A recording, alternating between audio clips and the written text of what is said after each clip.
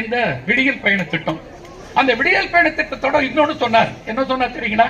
நீங்க எல்லாம் பஸ்ல போகும்போது பாத்தீங்கன்னா உங்க பேரனையோ அல்லது உங்க பையனையோ கூட்டிட்டு பஸ் ஏறி போகும்போது அந்த பையன்கிட்ட சொல்லியே கூட்டி போவீங்க.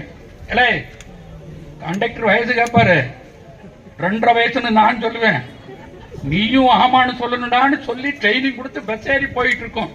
போயிட்டு இருக்கும் போது கண்டக்டர் வருவார், ஏய் ஏமா அந்த பையனுக்கு டிக்கெட் எடுமா, ஐயா உனக்கு 2.5 வயசு தான். 2.5 வயசா?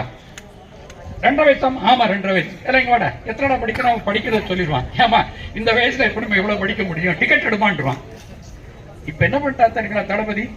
5 வயசு வரைக்கும் இந்த கூட்டி போற பேர பிள்ளைகளுக்கு, உங்க பிள்ளைகளுக்கு 5 வயசு வரைக்கும் டிக்கெட் இல்லைன்னு சொல்லி ஒரு நல்ல திட்டத்தை தந்திருக்காரு. இது எவ்வளவு பெரிய திட்டம்! திருநங்கைகளுக்கு இலவசம், மாற்றுத்திறனாளிகளா இலவசம், அந்த மாற்றுத்திறனாளியை கூட கூட்டி போறாரு அவருக்கு இலவசம். அட சட்டமன்ற